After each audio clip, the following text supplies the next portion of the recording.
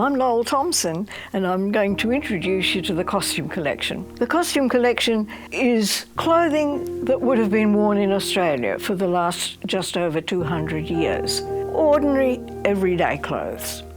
And with that in mind, I've got to be quite strong-willed not to accept every wedding dress that people bring to me.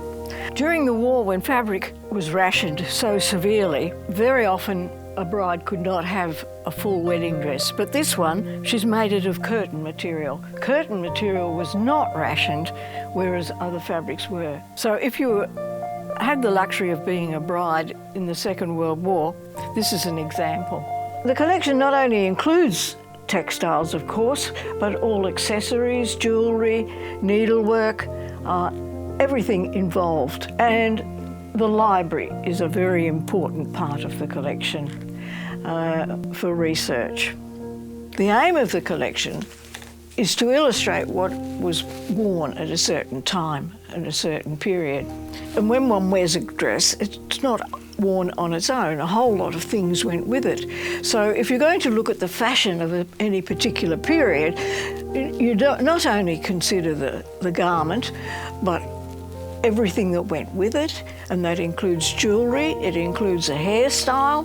Death played an important part during the early part of Australia's history. And when Prince Albert died, Queen Victoria insisted on staying in mourning for the rest of her life. And you would wear black, including black jewellery. Fashion of a certain period.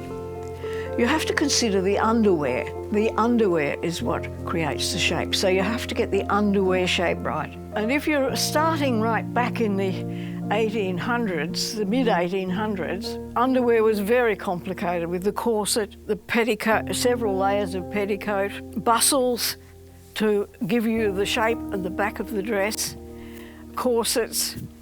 And then we get to the 1920s, where the straight, boyish figure was the fashion, where you wore a bustier to flatten yourself, unlike the 1950s, where we had the twin peaks of the 50s.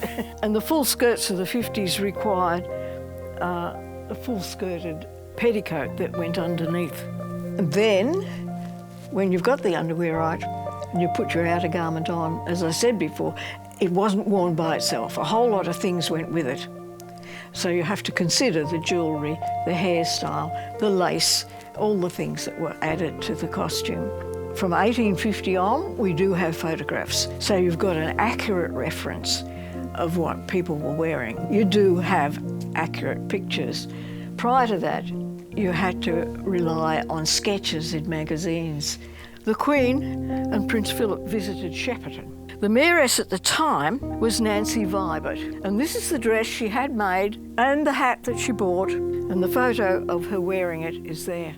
And the collection includes hundreds of women's magazines of all periods. As I said, it will show you the jewellery, the hairstyle, whether the hat was worn on that occasion, everything that goes with the style of the period. What you'll see in the collection today is absolutely all authentic costume.